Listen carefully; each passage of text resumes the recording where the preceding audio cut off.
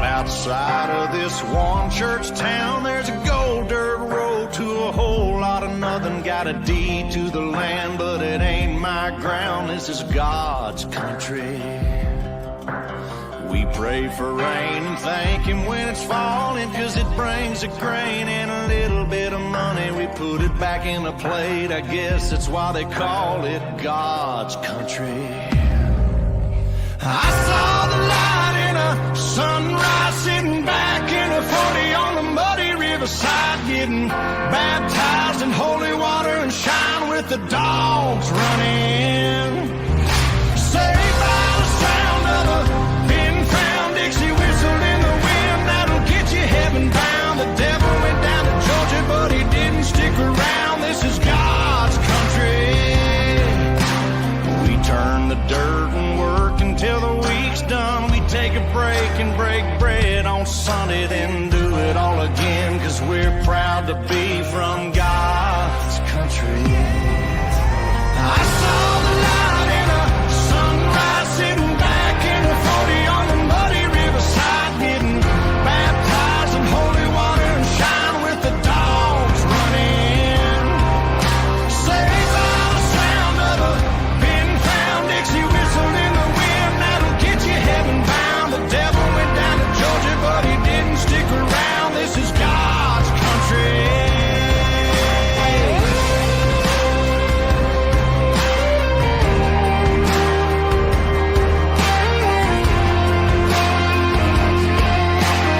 God's country.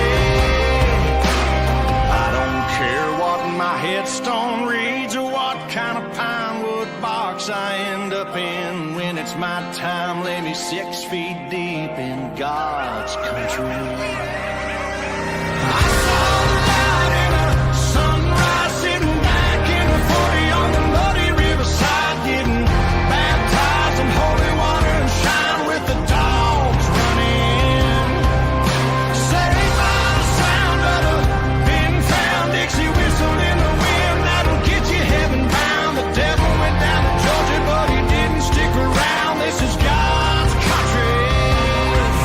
Yeah, I saw the light in a sunrise, sitting back in a 40 on the muddy riverside, getting baptized in holy water and shine with the dogs running. Saved by the sound of a pin-found Dixie whistle in the wind, that'll get you heaven bound. The devil went down to Georgia, but he didn't stick around. This is God's country.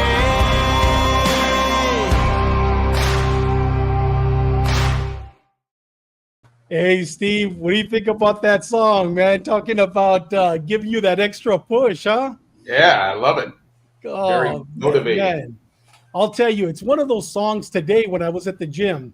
I was on the sitting incline bench, and I had 8 plates on. I had 360, and I'm sitting there and I'm going, man, you know what? I need something to fire me up. And dude, I put this song on. And you know what, Bobby? As soon as that song came on, that extra energy just came on, boom, I brought it back up and I did my sets. You know what I mean? It's one of those songs that just fires you up. You know, God's country, America. You know? Then you switched over to some Slipknot, right?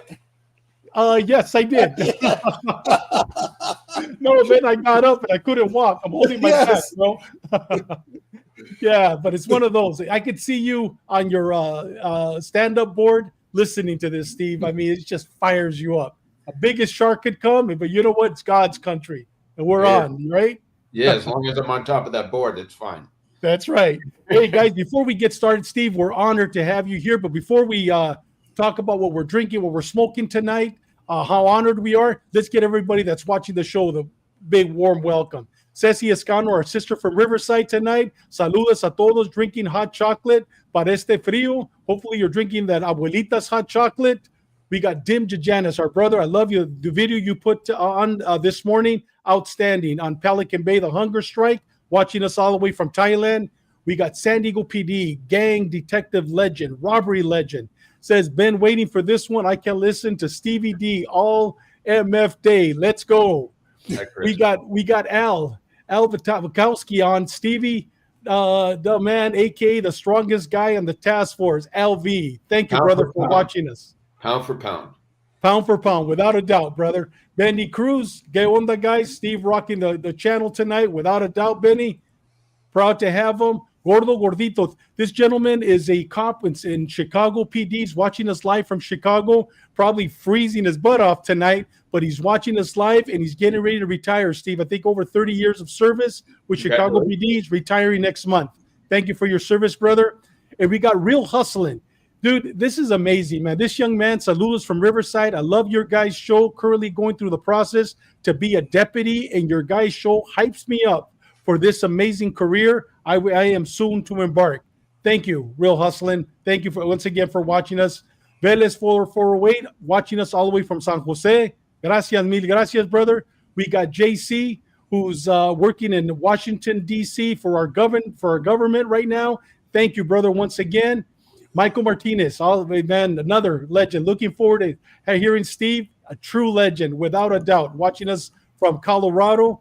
And we got Chris watching us, Cocaine Cowboys Uncensored, watching us all the way from live right now from the Philippines. Chris Hastings, your brother, there's your brother, our brother right there, Alex Pacheco. Hola, Jefe Steve. And by the way, Alex is coming back, I believe, on April the 4th. He's coming back on the show. We're looking forward to it. And Cocaine Cowboys, once again, Chris Hastings, Salty Rider, yo, thank you, Salty Rider, for being on. And we got El Borde. Guys, El Borde is going to be on. Fernando is going to be on with us in 2 weeks. It's going to be a great episode. Thank you, brother, for watching. And saludos, Ceci. And I'm going to go real quick, guys, because we want to get into our story. Ken Cordray is on. Thank you, Ken, for watching us, brother. Appreciate it. Is he really your academy mate? Yeah. Okay. Good man. Good. Awesome. Saul Ayala, another legend, man, from Phoenix PD, on with us. Another legend. Saludos, David, Benny, Steve from Los Angeles, California, Nelson Arriaga, and Cocaine Cowboys once again. Guys, let's get this show started because I'm excited. Both Bobby and I are excited. But before we do, Bobby, let's start off with you. What are you drinking? You're still in the diet, but what are you smoking, brother? Tell us. Coffee, black coffee, ice water, and I'm smoking a Liga Privada, Drew Estates. They make some heavy hitters. This is a H99. Yeah. They do the number 9 and the what's the other one? They do the number 9. Damn, I can't remember what the other one is. Oh, the 252. And the Drew Estate, the Liga series. You better not smoke one of these if you've never smoked one, because I'll knock you on your rear end. Is it pretty strong, Bobby? It's a full body smoke, and it's kind of like a spicy. It's like a coffee-ish taste to me. What I get. If you were drinking, what would you recommend it with? With a good scotch, with tequila, or with good bourbon? I like drinking, or I like when I smoke a cigar. I like a nice smoky scotch. Is what I like. That or black coffee. Taste. Yeah. And I'm drinking, but black coffee too. I like smoking one with the black coffee. Okay, outstanding. Guys, before I forget, you know what? Big VJ Watt has been watching with our show from the very beginning. He's drinking his ice cold water, but he says it's cold and rainy in Long Beach. Thank you, brother, for always watching us. Tonight, I'm drinking Basil Hayden Toast. It is a bourbon. It is an excellent bourbon. You could drink it straight. I chose to drink it with a little bit of ice. It's outstanding.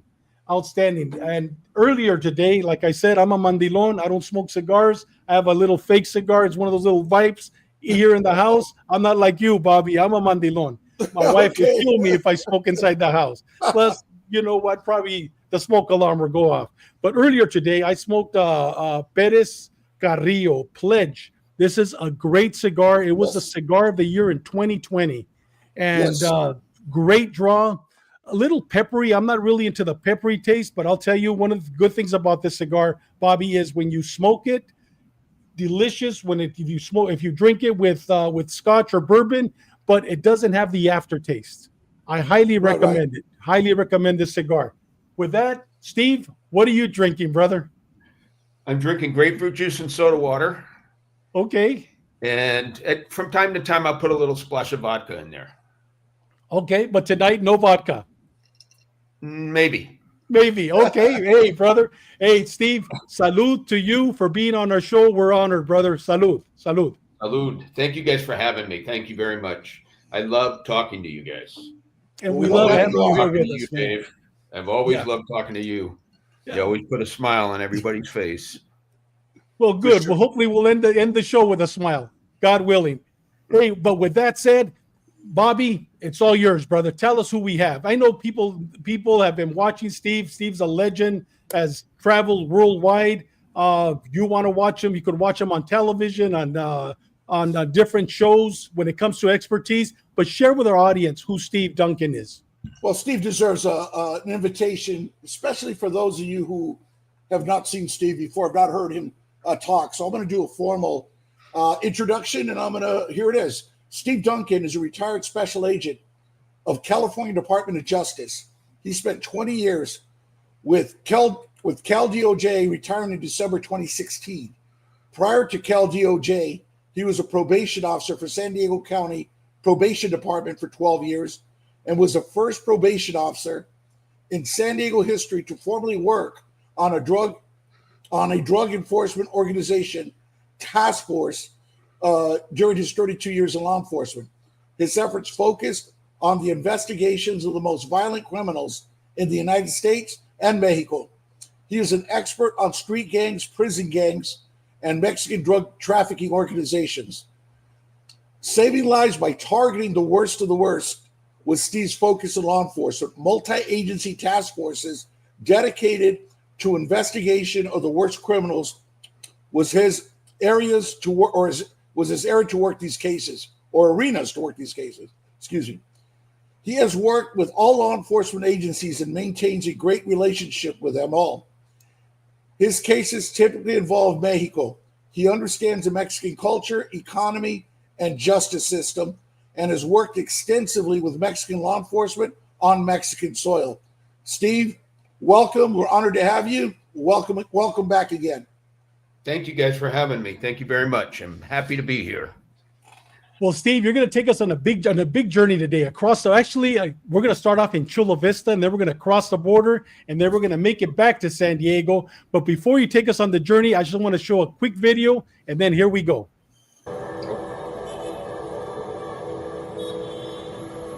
Bob was very influential once he made the decision to cooperate. He taught us about the structure. He taught us about their communication system, how they moved their drugs in a procession sometimes, how they smuggled it into the United States, what ports of entries they used, who they corrupted. But we were targeting Gustavo Rivera. And Gustavo Rivera was somebody that we know to be involved with the Arrellano Felix organization from their inception. Gus was described as the financier of the organization. He's also an enforcer and a murderer. Gustavo Rivera is a mass murderer. A mass murderer. We have heard him on the radio directing the murder, kidnap, corruption of numerous people, hundreds.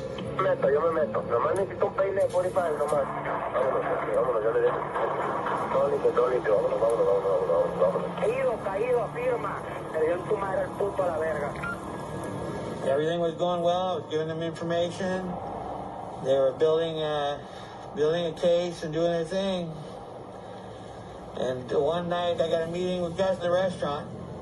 Bob called me and he said, Steve, I just met Gus in a restaurant. Just want to let you know, if you go in and take him up, everything, we got it covered, right?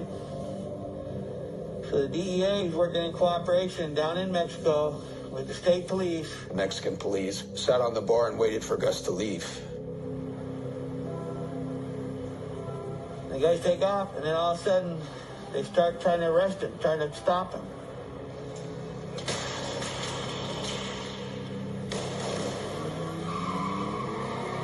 because he always had a driver in front and one behind him, they block everything off like that, and they get away.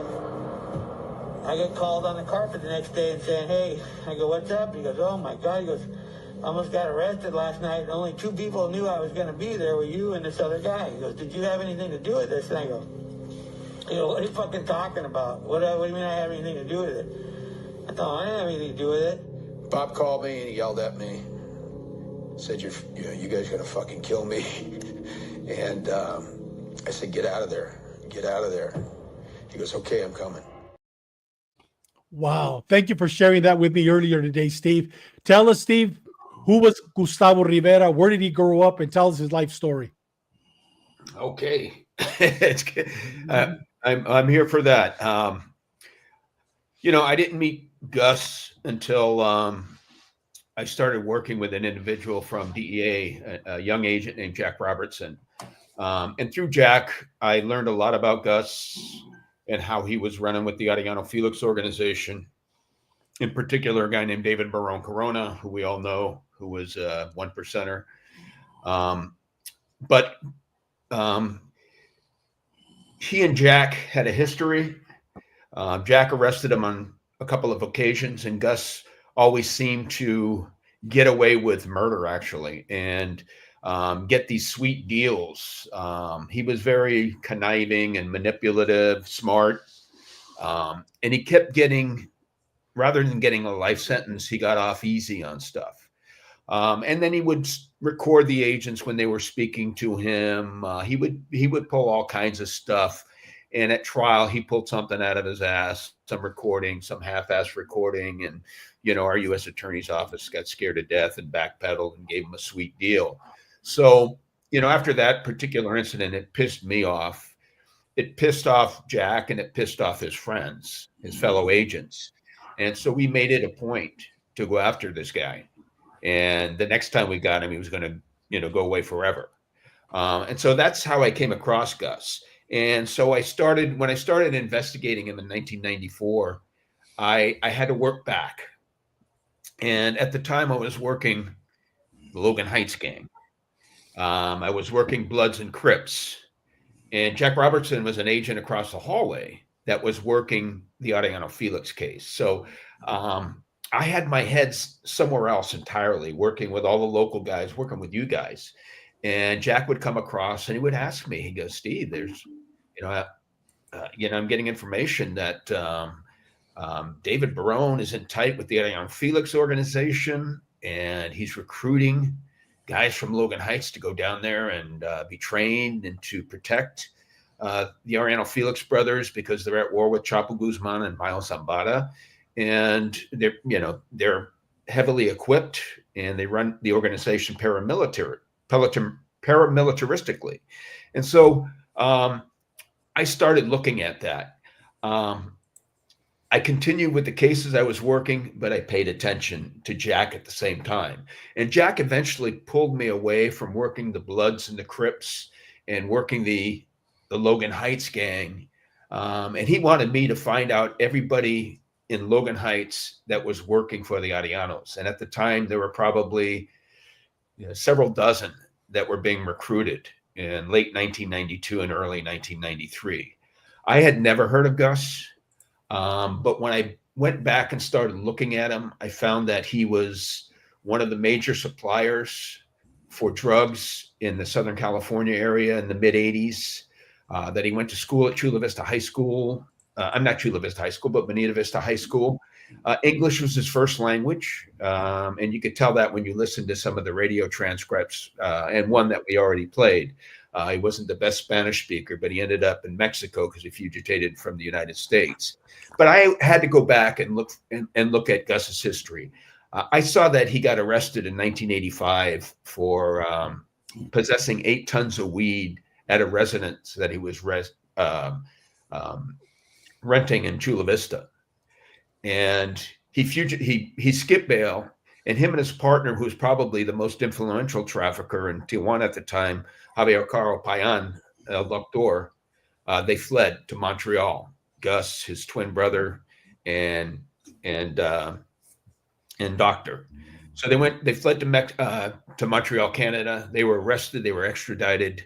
They received a few years in the feds. They went to FCI Phoenix. Well, at least Gus went to FCI Phoenix, and there he met David Barron, who was serving time on a machine gun charge, a case that was done by San Diego PD detective Jorge Sanchez back in 1987.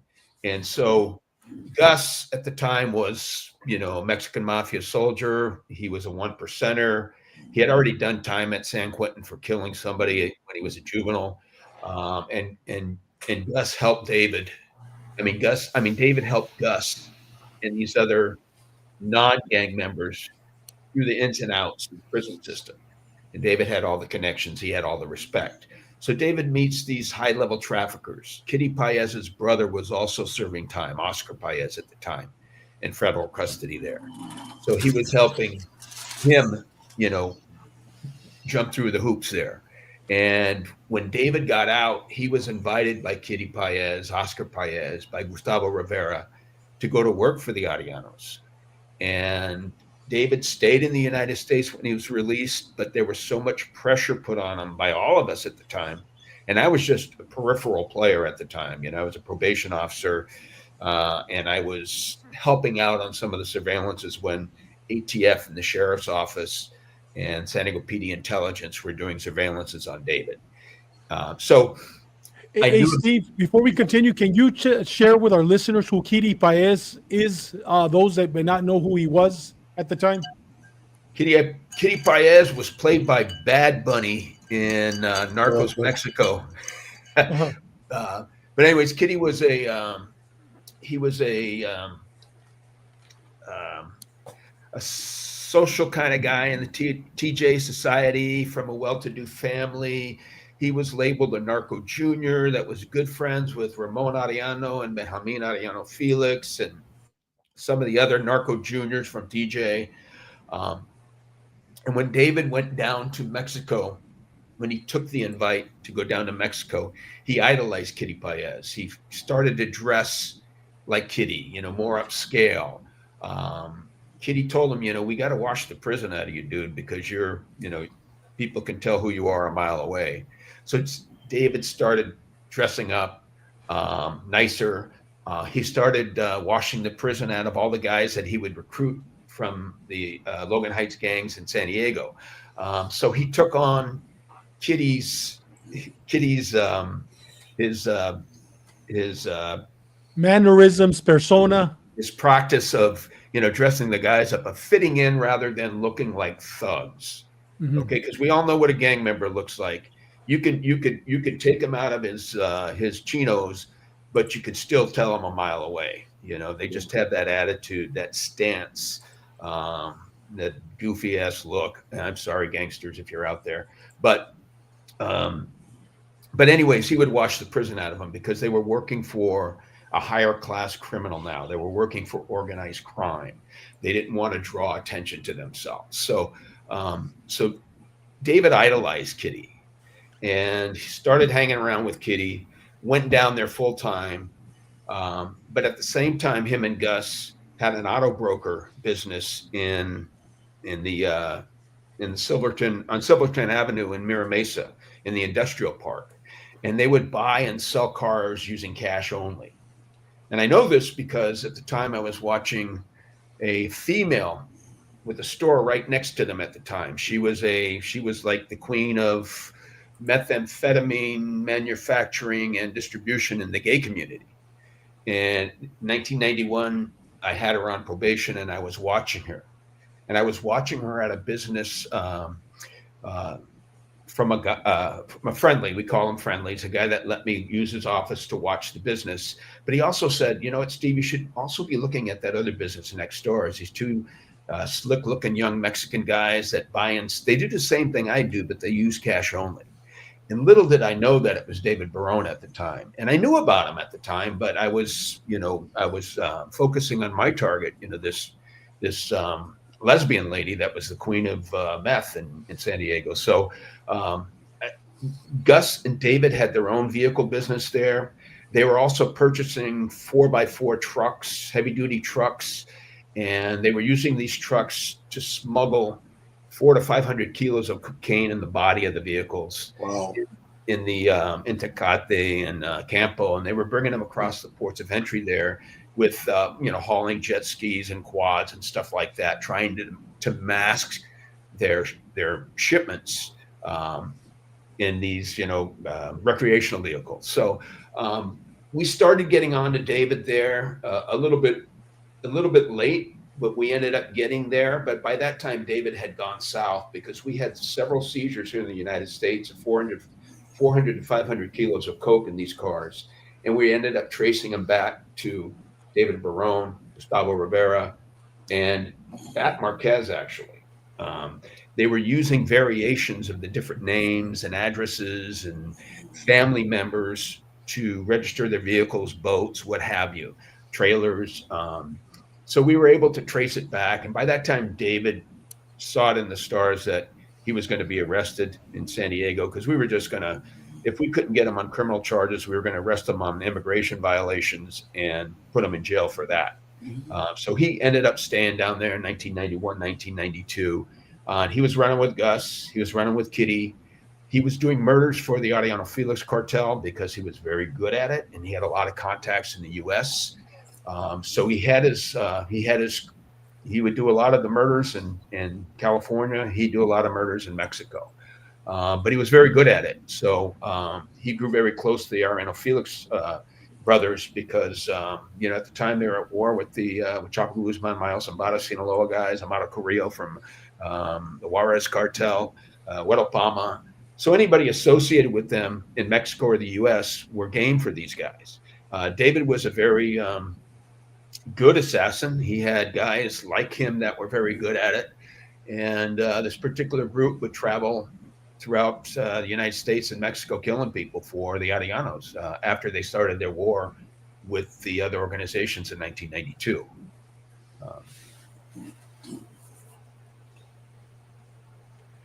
Steve, can you tell us about the investigation with, I believe, the one where they were dealing a lot of meth? And I believe it was in Logan Heights at the car wash. Yeah, David was he was a multitasker. He's very ambitious. He was mass producing methamphetamine in Mexico. He was bringing over tons of coke in the East County, in the mountainous area of San Diego. He was moving. He had been moving PCP in his younger days, but he was actually transporting a lot of the cocaine in buses, tour buses, recreational vehicles, campers, and he was bringing them. He was bringing the methamphetamine, sometimes the finished product, sometimes a step before, and he would bring it to an auto body business in Logan Heights called Sunshine Truck and Auto Body. It was initially on Main Street near the Chicano Park area, and then it switched over to 33rd and National area. It's not there anymore. It was there until about 6 months ago, and then the floods washed it out. So the owners had to move it, because I keep in touch with some of the people that worked there over all these decades. But anyways, they were bringing the trucks in here. They were paying the owner, Robert Stang, $2,000 to use his business to move in these tour buses and RVs and dismantle them and take the cocaine out of the linings and redistributing them throughout. The cocaine was going throughout the United States, mainly the East Coast, and the weed was going mostly locally. But it was all going through this truck and auto body place. They were all also keeping their guns there.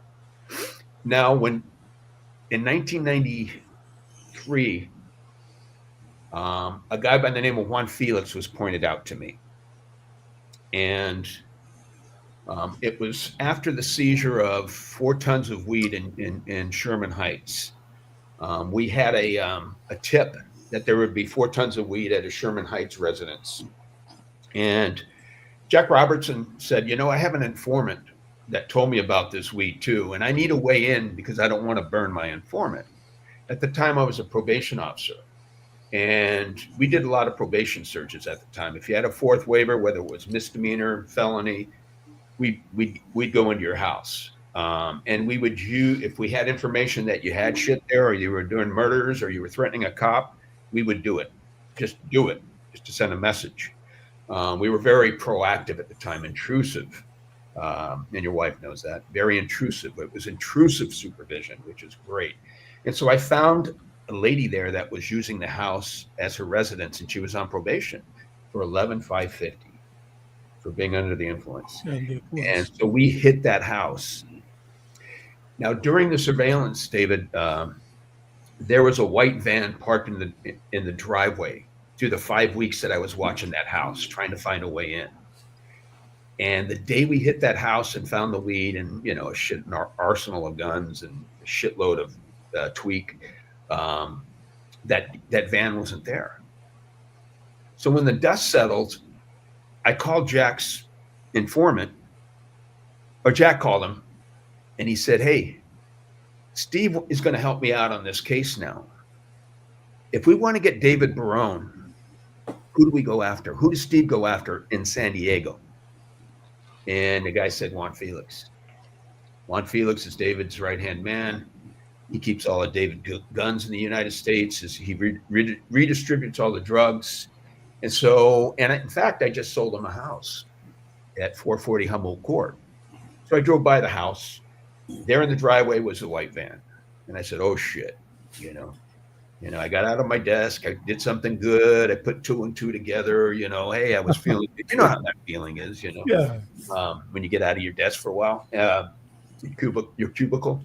And so I said, this guy's involved, you know. And so I started following Juan around. And most of the time I did it by myself because we didn't have a really good surveillance team. We're a team that I was in, and it was pretty dysfunctional. There are some characters on the team, and they didn't give a shit about gangsters, and they blow the surveillance all the time. So I just follow him myself. And every day I'd follow him he would do deals in like busy parking lots. And then he would eventually go to Sunshine Truck and Auto Body, and he would go in there. And I go, okay, there's got to be a connection. You know, so I run the place. I found out it's owned by Stang, and that he's Robert Stang. He's a 5-time felon in Nevada, Arizona, New York. You know, he's just an old scumbag, a middle-aged scumbag. And Steve, I have the picture up. Stang is a gentleman with the blue shirt, and Juan Felix, gentleman with the green shirt, correct? Yeah, that's the day we arrested Juan Felix at his stash house. And Stang is the guy with beard. He was a cocaine fiend. So he was snorting all his profits up his nose, but he also had the contract for Cal DOJ and other law enforcement agents to fix the cars, you know. And, you know, our top 2 guys in San Diego BNE were friends of his. And so I'm thinking all the time, why is this guy, why are my bosses hanging out with this guy, you know? And I found out that they were getting sweet deals on getting their vehicles fixed. You know, they were using that contract with the state for personal gain, which is wrong. And then I started getting it when I found out that Juan Felix and Rob Stang were in bed together. I started developing informants that worked at the business. So I identified people through traffic stops, found out that they were on probation or parole, found a way to either buy drugs from them or violate their probation or parole or threaten deportation. And so before you knew it, I had 5 or 6 informants that worked at the business that were telling me about my bosses, that were telling me about other cops that took their vehicles there. Not really knowing what Stang was all about, because they just were too lazy to run a fucking rap sheet on this guy. So anyways, it was pretty tense. And it was during this time when I opened up a federal case on Juan Felix and the Arrellano Felix organization that I got accepted by BNE. And I went over there with a big case that I gave to my supervisor who at the time he was, well, this guy's still into chasing women. He didn't give a shit about the job, but he just passed it up the line to the SAC, who got it and shit a brick, I'm sure. And he pages me 911 saying, "Am I under investigation?" And I go, "Well, I see it as just a lapse of judgment. He has 5 felonies, and you're the guy that taught us in academy that we don't hang out with felons. So, you figure it out." And I was polite, and I didn't want to cut my own throat. But my entire time with BNE, I was transferred off the case 5 times. And I know it was because they didn't want me to dig any deeper. But I continued to. And, and to this day, when I see one of those guys, I let them know, "You're a crook." Steve, I heard, I think it was from our last interview we did with you and prior ones, I listened. And when I was hearing some of the politics you were doing, I'm telling you, I think I had a form of PTSD because of the same crap. It doesn't matter if you're in San Diego, if you're in Phoenix, you're in New York. If you're that hard-charging cop working cases, one, you got to sometimes navigate around a boss that either wants to chase skirts or everything has to happen before, not interfere with happy hour.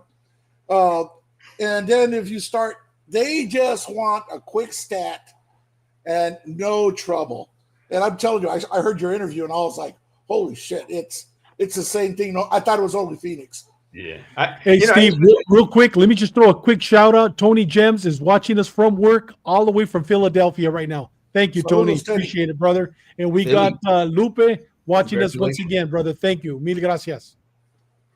Who the heck is Lupe? He knows you. I know. Coach. He calls you coach. Yeah, he must know me from camp. Yeah. So then what happened, Steve? So now you got them. So do you guys eventually make the arrest? Yeah. Yeah. And I hate to bag on my agency, but it was really tough working for him. And I know my issue isn't unique. Yeah. But goddamn, this was the most significant drug case in Southern California. You got gang members that are going down there by the dozens, being trained as enforcers, killing hundreds of people. And, you have informants at the highest levels. You work to get those informants and you're getting yanked in a million different directions. So, that's my PTSD. And, but anyways, yeah. So I stay on the case because it's the only thing that keeps me interested in my job, so no matter where they put me, I continue to work it. Okay. And that's what my shrink told me to do a long time ago. Whatever gets you up in the morning, whatever drives you to go to work, just keep doing it and stop crying about it. So anyways, what was the question again, Dave? Oh, so now you guys make the arrest. So Gus, when does Gus cross the border? When does he join the Arrellano cartel, and why did he join? What happened? Gus was arrested, went to jail in 1994. He was found in the U.S. He was coming back from L.A. They were doing a wiretap up there on some Colombians, because in the early 90s, the Colombians controlled global cocaine trafficking, eventually taken over by the Mexicans later on in the 90s. So, but anyways, the Arrellanos were moving Colombian coke. So they were smuggling it through Mexico for the Colombians and returning it to the Mexicans the Colombians on this side of the border. So one day, Jack Robertson is the duty agent. Jack Robertson gets a call from LA. They're up on a wire. They say, hey, there's this guy coming back in this vehicle. And he just took some coke back from the Colombians because they couldn't get rid of it. So Jack sets up surveillance. He catches him at the checkpoint, San Clemente checkpoint, starts following the vehicle. And I remember him calling me. This is back in 1994. Steve, can you run this plate for me? And they go, yeah, it comes back to David Barron's house. And he goes, holy shit. And then he drove by the guy and it was Gus. It was a guy that he had arrested on several occasions. And so anyways, Jack ended up taking him off, arresting him. I remember going through all the evidence. I found a boat that we ended up seizing in Shelter Island Marina. It was a big boat. It was a fishing boat, and it had drugs in the bottom of it. And so anyways, Gus, that was his third strike right there. Gus went to court. He started pulling out tape recordings of him having conversations with agents. And it scared the U.S. Attorney's Office. And so they backpedaled and gave him a deal rather than going to trial. You know, they don't like evidence. You know, they don't like conflict. You know, they want a slam dunk case. They don't want to swing the bat, you know. And so he gets like 2 years, 3 years. He gets out in 1995. I know he was meeting with Juan Felix at the time. He was on probation. He was in a halfway house. And once he got off out of the halfway house, he fugitated to Mexico. And he rejoined Barron at the time, who was the head enforcer at the time. Some time had gone by since they last worked together, but by this time, David had risen in the organization. So now Gus was working for David. And so this is 1995, 1996. And I was working on Juan Felix at the time. So in following Juan Felix around, he was meeting with Gus. I was getting his dope from David. I was monitoring his phones and you know, all kinds of stuff. So I knew his entire distribution network. And here in the United States, I was hitting him up one at a time, you know, doing probation search, parole searches, immigration, deportations, you know, getting these guys to cooperate, going through their shit so that I can get more information against David. And, you know, back in 1993, when I started working this, that's what Jack wanted me to do. And, you know, I had so many successes in working with Jack. I just continued to be loyal to him and continued to push through. Even though I was a probation officer assigned to do gangs, this was a gang case. These were gang members being recruited by the U.S. So Gus went down there in 1996, and he did, you know, at this time, we ended up indicting the people that murdered the Cardinal here in the United States. So we got a lot of, and we indicted 10 guys. So we had 3 or 4 cooperators on that case. This is in 1997, 1998. And so in those debriefings, they're telling me about Gus, about how Gus was right-hand man with David. They were compadres. They baptized each other's kids, best mans at each other's second weddings because they both had 2 wives. I guess that's what people do in Mexico. They have 2 wives, one in the U.S., one in Mexico, and then they have a couple of Sanchas, right? Yep. Okay. That's what they say. Okay. Hey, anyways, Steve, we have this picture up right now, him with his wife and Juan Felix, and the other one with David Barron, his wife, kids, and Gus and his wife. Gus and his U.S. wife, Carolyn. Yes, his U.S. wife. Yes. Yeah, his U.S. wife. Yeah, and this is... and then we have the other one with his Mexican wife. Yeah, Cruz Alana had a... Yeah. Yeah. So, yeah, so, you know, they hook up back together. I know that during this time, I was told by these cooperators that Gus had fashioned a bomb in 1995. That was a time bomb, basically. It was in a car, and they were attempting to blow up a hotel where Mayo Zambada was having a party for his family. Either a quinceañera, baptism, I don't know. But Gus detonated the bomb with one of his guys in the car, and it blew up, and it killed 3 or 4 people, but nobody from the party was killed.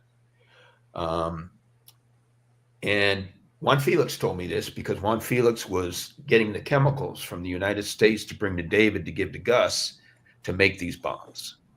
Also, Gus was writing these dummy search warrants on political figures and other people, political figures in Mexico that they wanted to embarrass, that stopped paying tribute to the Arrellanos once, you know, the Cardinal thing happened in 1993 and they had to go underground. So a lot of people thought the Arrellanos they didn't have to pay the tax anymore or, you know, associate with them anymore. But David and Gus reminded them they would dummy up search warrants and do these fake search warrants with cops on these political figures to embarrass them, to put pressure on them, to extort them into, you know, getting on the payroll again. So they really came back with a vengeance. David's group in 1993 that accidentally killed the Cardinal. A lot of those guys were arrested. They left the organization. They were killed. But after the dust settled in 1994, David started getting the troops back together. Bat Marquez, Joe Pardo from Pozole, Roach from Logan Heights, who's still out there right now, that bastard. And they started doing murders again on both sides of the border. And so David started building the troop, his enforcers back up, and Gus was right there with him. And, my team is putting together, our team, I should say, I was never a supervisor, but I was the case agent. Our team was putting a case together against David Barron. I was putting a case against Gus Rivera at the same time, but David was my sole focus first. I was going to get him and then do Gus. But as I'm working, David, as I'm working Gus, and I'm pulling over gangsters' vehicles in the hood, I'm, sorting through evidence from search warrants and stuff, looking at phone records. My partner and I at the Violent Crimes Task Force started getting this common denominator, this white guy named Bob Johnson, I will call him, Bob Johnson. His name comes up all the time. He's purchasing communications equipment in the U.S., bringing it down there, putting in his name. And we're doing these charts, and everything comes back to this guy, Bob Johnson. And I go back, and I see that house back in 1985, where they seized 8 tons of coke, it was owned by Bob Johnson. A vehicle that was delivered a pound of methamphetamine to us from Juan Felix, 10 years later. The vehicle was registered to Bob Johnson. And so now we're in the late 90s here, and this Bob Johnson's name's coming up. And every time I ran this guy or got his photo, he was this big white guy, non-assuming. And if we followed him around, he never did shit, just flew under the radar. So we put his picture at the bottom of the file. Plus, we were working Mexican gangs at the time, and he didn't look like Tony Montana to me, so I just put him at the bottom of the pile, and shame on me for doing that. But he was like the common denominator on all this, and he was our ticket to get Gus. After we got David, and after we started, going after other bodies like Gus and Ramon Arrellano Felix and the Arrellano Felix brothers, I went over to the Arrellano Felix Task Force, but I always started with the Violent Crimes Task Force gang group. I worked with, Britt Johnson and a lot of other really good guys from the FBI and DEA and INS and Marshal Service. But our case got basically consumed by the Arrellano Felix Task Force, where Jack Robertson was, where Dave Herod was on the bigger case. So I got consumed by that and went over there, shared all my information, and started working the cases from there and helping out. But in all these cases, the Juan Felixes of the world, the guys that we arrested for the murder of the Cardinal, Bob Johnson, these guys were all witnesses for our cases, but also for Jack's bigger case, for Dave Herod's bigger case. So we shared these guys that we arrested, these guys that happened to cooperate for us. And those guys helped us to get to that level. But it took, Jack and Dave and many of us working together and sharing our information and informants to get to that level. But we kept in touch. We were good friends. We went out a lot. So there was really good communication. And then we had, the San Diego PD, of course. We had great people there like you, Dave, and, from INS at the time. INS was huge in the late 80s and early 90s. We kicked so many people back to Mexico that were here committing heinous crimes. And it was good. And it was also leverage to get them to cooperate with us. So anyways, there was just so many events. But in working these, Dave, David Barron, Gus Rivera, the Arrellanos, those are who we wanted, and it took decades to get there, Dave. Decades. So Steve, going back a little bit in time, so now Gus is developing the power. We got all these pictures with David Barron, and then David Barron he dies. Tell us about his death. And I know we've talked about it, Steve, but if you see this picture right here, that's David Barron. Tell us about it. He's actually wearing a San Diego PD police officer's vest. 2 weeks before. Yes. No, 2 weeks before, our liaison team had given, I believe, like 200 vests to Tijuana PD. And when at the morgue, that was one of the vests that they had given Tijuana PD 2 weeks before. But tell us about what happened there for those that may not know. For 2 years we had been building a case against David because he was the head enforcer. He led the gang members down there to kill the Cardinal, accidentally, of course. But when he was on the street, there was a lot of murder. He was a badass assassin for the Arrellanos too. And a guy like him, 1%er, that's very ambitious, these are the guys you got to take off the street. So we're building a case against him. We have him indicted in 1997. Bat gets out of Pelican Bay in June. He heads down, joins David. Gus is down there with David. Melvin Gutierrez is down there with David. Wolfie from Pozole, Ignacio Meza is down there with David.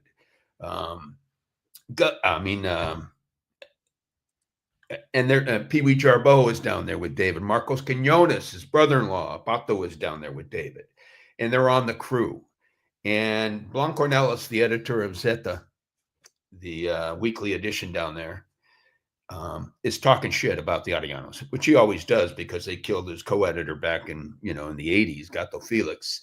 So, he devotes a page in Zeta every week calling, Hank Roan out for, his bodyguard killing Gato Felix, and he hates the Arrellanos, so he's always throwing shit down, writing articles about them.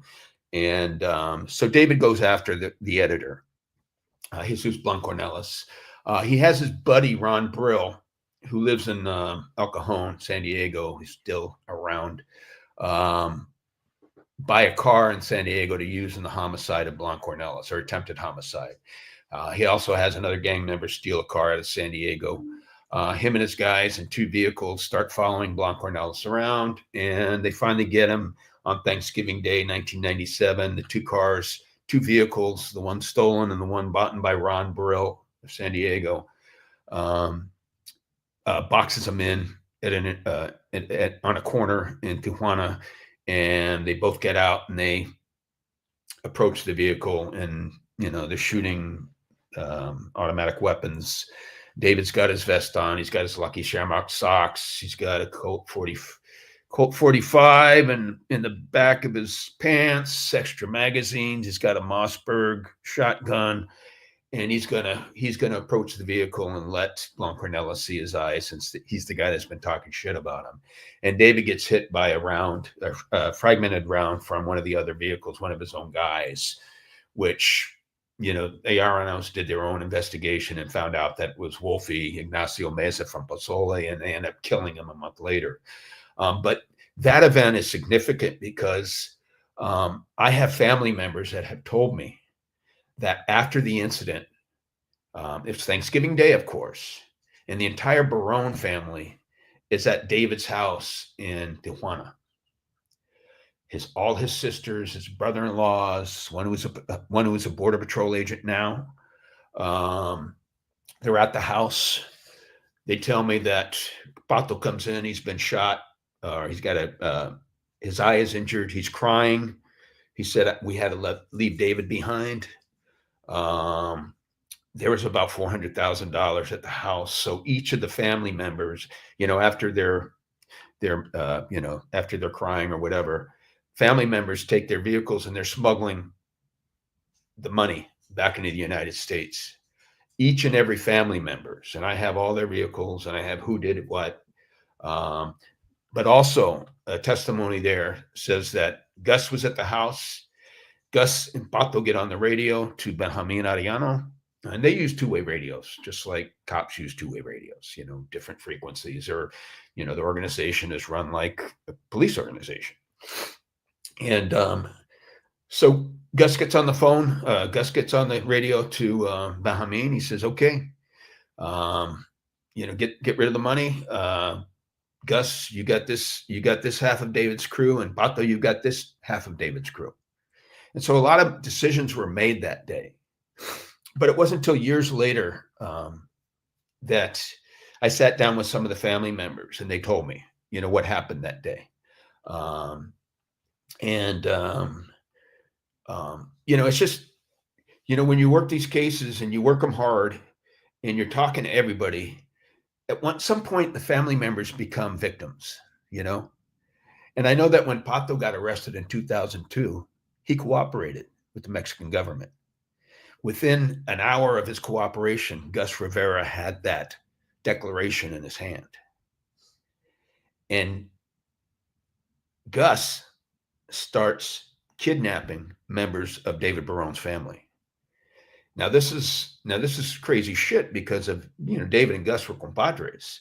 But here Gus is in this situation where, you know, David's brother-in-law is turning on him. You know, I have that declaration, and, you know, he basically lays everybody out, the structure of the organization, you know, and it's truthful, whether it's beaten out of him or not, you know. But there was a U.S. agent there in Mexico City when he gave that declaration. And I had the original video. Somehow I freaking lost it, though. But he gives up a lot. But Gus gets a copy of that. This is in 2002, within moments. And he starts taking some of Pato's family. And so some of the family members come to me then saying, we need your help. It's like, yeah, where were you, you know, 10 years ago when your brother was killing hundreds of people, you know? So, you know, it comes around, you know, and, you know, when you're working federal investigations and you open a file on guys like David Barron and Bat Marquez and stuff like that, and they walk into a DEA office and they talk to a duty agent who doesn't know what the fuck these people are talking about. They check the computer to see who does. So you get those calls, you know, and you go down and you get, you know, 1 minute you're sitting across from a close family member or several of them, and you get the backstories, you know. So, I mean, that was really eye-opening to me. And at that point, you know, Gus Rivera had a crew of David's guys. Pato had a crew of guys. Now, Gus is smart. He's personable. He's definitely a leader, but he's more easygoing. Pato is a selfish fuck. He's stupid. And his guys really didn't like working for him. So a lot of the guys like Pato didn't like Bat Marquez. He was a loose cannon, you know, and they butted heads. So Bat went over to Gus's crew. Pee-wee Jarbo didn't like Quinones, so he went over to Gus's crew. And so, but they split the crews. But Gus and Pato didn't get along, you know. Pato wasn't very bright. Gus had his side business. He was moving coke and weed by the maritime routes, and he was working with Bob, and he was working with David Barron. And when David died, you know, here comes Pato in to take his piece of the business. But Pato was so fucking stupid. I'm sorry, I shouldn't say it, you know, but he was so fucking stupid. He couldn't figure out, you know, basic business. And so he always got in the way. And then he was trying to have these guys killed on the side, you know. So nobody really liked Pato. And when he got arrested, he started, you know, talking right away, you know, singing like a canary, but, you know, they all do. And so it was so that's 2002, David. In 2003, late 2003, you know, we have all these indictments. We indict Gus and Bat in the same indictment. We indict the Arrellano Felix for maybe an 8th superseding indictment. We have this big press conference in 2002, 2003. We announce all these indictments, but we don't have anybody. We don't have anybody. They're all in Mexico, you know? And so our bosses come up with this idea. Let's work together with the Mexicans. Duh. Okay, Mexico's a sovereign nation. We have all these fugitives there in Mexico. We need to do more to, you know, we need to do more about getting our guys and not just giving the Mexicans our information because they sell it for a couple $100, you know. Every time we give them good information, a house with a tunnel that connects to this house where he has another house, and you get all this good information, they just sell it, So our government started this operation called United Eagles. And this is something I think we should be doing today, David. Now that Mexico is offering all these resources to us at the border, let's do something good with it other than, have them go to the border and smoke cigarettes and eat tamales or whatever.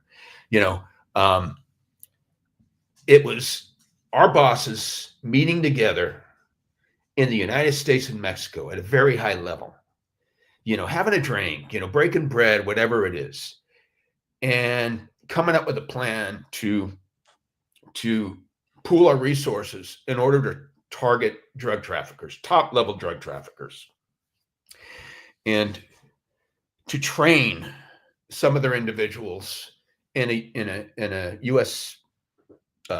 academy in Camp Pendleton, actually. So what we did is we brought up all these guys, these brand new agents, that haven't been corrupted yet, of course, to the U.S., and we trained them. And we're in the academy with them. We're in the barracks with them, U.S. agents. And we're building a bond with these agents and with their comandantes. And it goes on for 4 or 5 months, So there is definitely a bond. Now, at the same time, we started listening to the radio transmissions of the Arrellano Felix organization. And this is where Gus comes to the surface, okay? This is 2004. We get this guy that sees our hotline, $1 million rewards for these idiots. And he calls the hotline and says, I got information on 2 of these guys. They're worth $2 million each. I want the $4 million. So he comes to the border. He can't come into the United States because he's illegal. So we meet him at the customs clearinghouse at the border, and he has a radio, 2-way radio. And we go, hey, can we borrow that? He goes, yeah, that's my frequency that I'm on with, my crew. Can we download the frequency? Yeah. So we download the frequency and we start listening to that frequency. And he tells us what the codes are. He tells us who the voices are, what their names are, what their fake names are, if he knows them, what the different codes mean, 10-4, take the trash out, which means dump a dead body, 11-6 is a prisoner, or, they use the same codes that U.S. law enforcement use. And so anyways, we start listening to this one frequency, and then we start setting up scanners, and we start hearing other frequencies with similar language. And so we pull in other informants from the past, witnesses, and we let them listen. And they tell us, oh, that's Gus. That's Gus. Or that's so-and-so. That's Jimmy. That's Spirit, that's Sammy. And we start honing into those frequencies. And before you know it, we have a utility closet at Operation Alliance, which is right there on the border in Otay, full of radios and scanners. And we're listening. And before you know it, we have probably 9/10 of the entire organization that we're listening to on the radio. And you have Javier at the time is in charge because Ramon was killed in 2002. Benjamin was arrested in 2002. The crown was given to Javier Arrellano Tigrillo. And so we start listening to the radios. We get on Gus's channel, and he's talking directly to the dispatcher, which turns out to be Fernando Sanchez Arellano, who is the nephew and who takes over after Javier's arrest. So he's the dispatcher, basically. All the radio frequencies come through to him, from all these different tentacles of the organization working their way up through the different ranks of command. And they all go to the dispatcher to get deconflicted. Make sure you're not stepping on toes. Hey, I just pulled over this guy named Juan Gonzalez. He's in a car with Sinaloa plates. So they deconflict. So, the dispatcher will reach out to his law enforcement contacts, will confide in Tigrillo, basically, we got this guy, and then he'll run it down through the other tentacles of the organization. So it comes up from one frequency to him, but then the name will come down, filter down through all the frequencies. So that's when you know you've got, relevant traffic, So it's pretty easy to do. But it took a lot of manpower. We hired two guys that were Kiki Camarena's partners in the old days, in the 80s, and I want to say last Thursday or Friday was the 40th anniversary of Kiki Camarena's kidnapping and murder. And yes. So we should all keep Kiki in mind, say a prayer for the family. Yes. So we're listening to them doing their day-to-day rounds, and they're on the radio 724. And Steve, that's when you got, as I've heard a lot of the recordings, these guys are literally patrolling Tijuana. They're giving updates. I mean, they're like cops. Yep. You know what?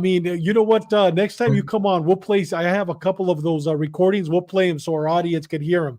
I mean, it is outstanding. Now, having that radio, having that frequency, keep telling us about that. Is so interesting. So, we have the dispatcher. We have Javier Arrellano Felix. Yeah. We have Eduardo Arrellano that's out there. He's a recluse, but he still has a radio, and he's a consultant. You have your dirty cops that they deconflict with, and they have one in every branch of the government so that they're covering everything. And then you probably got 6 to 8 lieutenants under the dispatcher. You got Cholo, who was Javier's brother-in-law. You got Gus. You got Saul Montes de Oca Morlet. You've got Ricardo Escobar Luna, or Victor Escobar Luna. You've got Theo.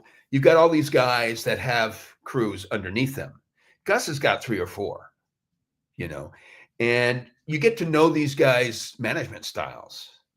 And Gus is very smooth. He's very low key. He doesn't like, you hear him yelling at guys on the radio that are driving a fancy car. And he'll say, I told you to get rid of that. It stands out.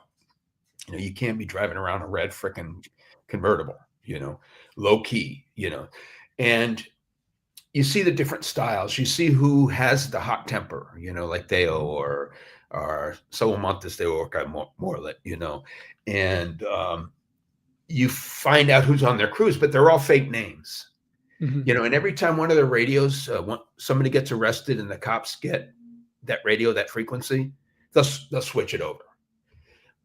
But the lingo remains the same. So if you have the scanners, you pick it up again, because by this time you've learned their voices.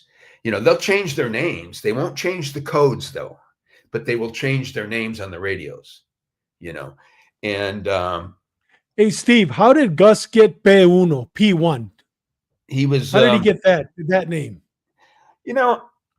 I'm not sure, but he was the head of his cell, which may have been the Paez. But he also had a lot of nicknames. He went by Lorenzo for a while. He went by Frank, and they had different names. But everybody recognized those names and knew what they were talking about. But he had Federico for a while, and just different names. But whenever a crew's radio is taken or discovered, they change their name. So they have a new name then. But you recognize the voice, and the codes. So we were doing that for years. And man, and from time to time they would put they would encrypt the frequency, but there was a device at Radio Shack that unencrypted them really easily. But our U.S. Attorney's Office didn't like us listening to encrypted transmissions. So I'm not going to say that we stopped, but we couldn't use those in court. But they, every day, picking people up, killing people, killing cops, corrupting cops, kidnapping people up the yin yang. You wouldn't believe it. Just patrolling, mentioning names over the air. And then, 2 years later, you read in Frontera or Zeta that this guy's been killed, and we would confirm some of our crimes through the Mexican press because the cops down there don't write reports, I mean, when Martinez Luna was the guy in charge, they did, because he was, getting paid by Chapo and Mayo, so they were writing reports against the Arrellanos and sharing them with us, so, and I want to say also, and we didn't figure out this till years later, that the guy, the common denominator in our successes against the Arrellano Felix organization was Genaro Garcia Luna, the top cop of Mexico. He was really helping us. He was the guy who was giving us the new troops in Operation United Eagles, the guys that we trained. But he was getting paid by Mayo and Chapo, our enemies. So we had the same enemy. And so, I'd like to pat, our backs, because, United Eagles was such a huge success. But a lot of it is because Genaro Garcia Luna had a common enemy, as we did, and was getting paid by, Mayo Zambada and Chapo Guzman.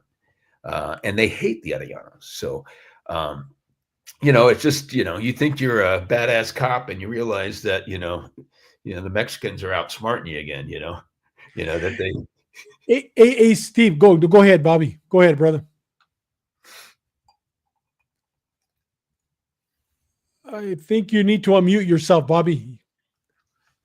He's talking to himself. There it is. There we go. Okay. During the time of, especially when Garcia Luna was in power, I made a contact in Mexico, and secretly they showed me like a pin map of Mexico, of operations by La Marina, by the Army, by the federal police. And you could see all the operations were targeting either the Arrellano Felix or Juarez. All Sinaloa, there was like almost nothing. This is over several years. So that's why, obviously, Sinaloa grew so fast, where everybody else was getting their teeth kicked in. We kind of assumed that, and there were people that had that information. Recently I met Anabel Hernandez, and we've become friends. I contributed to her latest book, and I've did some interviews with her. And then I started reading her books, and this lady knows her shit. Absolutely. And she came on probably at the turn of the millennium, and she uncovered Garcia Luna's corruption very swiftly.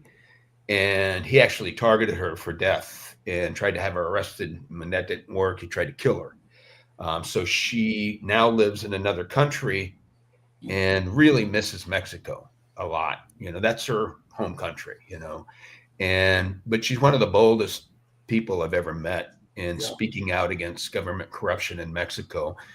And if you guys haven't had a chance to read her books, and most of them are in Spanish, but she knows her shit. And a true patriot, true patriot for her country. And when you see her speak, that lady is so passionate. Yeah, it's so passionate that it's a turn on. I mean, she's just unbelievably passionate. Steve, it's funny that you talk about Anabel Hernandez, who's living out of country, but yet you have Luna living in Chula Vista and living in the United States. I don't think he was ever arrested. Antonio Martinez, yeah.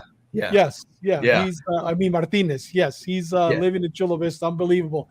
So, Steve, if you were to say how many murders approximately was Gus responsible in killings in Mexico during that period of time, approximately? In his early days, he was just a trafficker. He just wanted to make money. And, but when, after the murder of the Cardinal, and there were, all the cartels polarized and they were at war with each other, they had to build up their enforcement arm. And the Arrellanos always patrolled Tijuana just very tightly. And they had to make it into a police force, basically. And so patrolling the Plaza 724. So, that's when people were getting picked up, taken to, these insulated houses with automatic garage doors in residential neighborhoods, and kidnapped, interrogated, either put back into service or, after getting a large ransom, or killed. They needed to do that, to pick people up, to kidnap people, to cover the overhead because, all those enforcers out on the street, there's probably about 500 guys working for the cartel at the time on the radio frequencies, and so all those guys need to get paid. So, they started turning to kidnapping, extortion. So, that's, the conflict between the cartels after Christine's discotheque, after the murder of the Cardinal, 92, 93, polarized all the cartels, and they had to militarize and have an enforcement arm. And so that hasn't changed. And we see murders escalating. Also, Mexico's using their own product now, so that exacerbates the violence problem there. But yeah, I mean, it's just crazy. And, since 2006, the murder rate has gone up exponentially every single year. It just has gotten worse and worse. Corruption has gotten worse and worse. I mean, there's so many different presidential regimes that are corrupt. And Mayo Zambada is a common denominator in those. Mayo has been around since late 70s. He really came to power with Benjamin Arrellano Felix in 1986, 87 after, the Federation split, after, all the guys that killed Kiki got locked up. Mayo Zambada and Benjamin Arrellano had a partnership in Tijuana, and they were moving Colombian coke and a lot of weed. They became very powerful. They got rid of El Doctor, the guy that Gus worked for, and they went into power. And then after 1992, after Christine's, the murder of the Cardinal, they had to split up. Mayo tried to keep the Arrellanos away from Chapo, but Chapo and the Arrellanos had that personal beef, so Mayo ended up taking Chapo's side. And so the war has been on since 1992. So that's one of the reasons why I have all of this violence. And those feelings haven't gone away. Benjamin still hates the Sinaloa cartel, and now they're all in custody in the U.S., which is very, very interesting. I know Mayo Zambada can really drop a bomb on the government of Mexico. Yeah. And maybe some players in the United States too. I don't know, but I'm just waiting for him to drop that bomb, because it's just heading that way. You got Chapo in custody, who's arranging for, Mayo's kidnapping through his sons. You've got all this strategizing going on in the prison system through attorneys and through his kids. And it's getting really fucking interesting. And the United States is finally slamming some of these guys. It won't happen in the Southern District of California, but it's happening in New York City and, in other places. They're really going for these guys' throats, because, they should, they're our top enemies. They're terrorists, so. Hey, Steve, take us now. Okay. So now he's in power, P-1. He has his crews. They're kidnapping, killing, extortion, bringing drugs across the border. So now you're targeting him. I know this was your investigation. Tell us about Los Barriles. How did you get him in custody? Share with us the procedure. Take us on the journey, how you got him in custody. That's very interesting. I've heard you teach that several times. Take us on that journey. Yeah. I just want to say I worked with some of the greatest people, on all levels of government. We had our own little task force, and you were a part of it. But, I got sucked up by the Arrellano Felix task force, where I had started the case against David Barron and Gus at the Violent Crimes Task Force, with the FBI, with DEA, U.S. Marshal Service, San Diego PD, San Diego Sheriffs, everybody. And we had a good team. We did a great job. We all worked together. We all did this together. I get absorbed by the Arrellano Felix task force. And now I'm just one of several case agents on the case, but Gus is still my baby. I get pulled off the task force again by my agency, but I ended up getting a lot of stuff done at BNE in indicting Gus than I could at the task force because I had more time to concentrate. There weren't all these other, investigations going on. So I concentrated on Gus. We got him indicted in 2002 along with Matt Marquez. So the indictment was in place. We started listening to the radios in 2004. We see that he's in charge of several crews. that he's talking directly with the dispatcher, Fernandito. He's talking directly, having heart-to-heart conversations with the Grillo, Javier Arrellano, Felix. In those conversations, they talk about, their professional problems with Mayo and Chapo and others, and personal problems, people that aren't paying, people they should kill. So we're getting those heart-to-hearts, and we're memorializing them, translating them, and putting them into reports so that hopefully we can charge Gus with murders, Javier with murders, with them murders that we hear on the radios, that we can corroborate through the press or in other ways. So we know that Gus is there. In 2006, 2005, one of the guys from AFI, which is their intelligence agency, which was headed by Genaro Garcia Luna, one of the guys that we work with every day, came in the office, and they had been listening to Gus through some types of communication device, maybe cell phone, I don't know what it was, but the conversation was in English, and they didn't speak English. So they came in and they asked one of our agents if they could translate the conversation. And he said, "That's Gus, and he's interested in buying a boat." So they said, "Okay, thank you." The agent didn't tell them specifics. So he went and he got a boat trader, and he saw the boat that Javier wanted to buy, and it was up in Long Beach. So Gus is ordering this boat, or interested in this boat. He doesn't say Javier's name, but he's going through this broker. We know that Gus talks directly with Javier. So we go to the broker. He shares the communications with us. And once Gus commits to buying the boat, we put trackers on the boat, and several, hardwire him in. And then we're waiting to see who comes to pay for the boat. We know it's not going to be Gus. So the guy that comes to pay for the boat is a guy that was pointed out to by one of Ramon's baby's mothers. That is like the butt boy or the gopher for the guy that's in charge.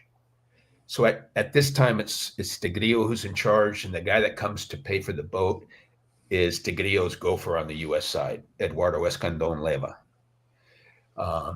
And so he comes to pay for the boat, and he's with this individual from La Paz, Aristotle Avaroa, who has marinas there in La Paz. And it's a very popular name in La Paz. And so we kind of know now where the boat's going.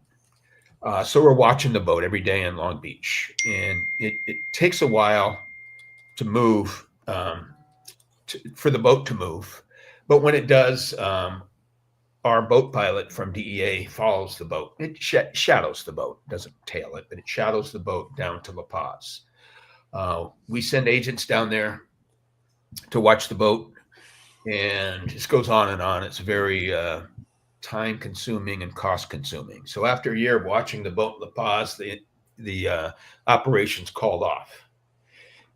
We have a Coast Guard cutter, the Monsoon, that has been briefed, that has committed to us that if the boat ever goes to international water, they'll try to get intercepted. So a couple of days after the operations called off, my partner Dave Harrod from DEA gets a call from the people monitoring the Doc Holliday, the name of the boat that was purchased, and said that, hey, it's in international waters. So Dave calls the Monsoon. The Monsoon tells him, hey, we got called off. Operation's been called off. He goes, I know, but where are you guys? And they say, we're on our way back to San Diego. They go, well, it's 15 miles out. You think you guys could make it there? And they go, we'll do it. So they go back to right off the coast of 50 miles off the coast of Cabo San Lucas.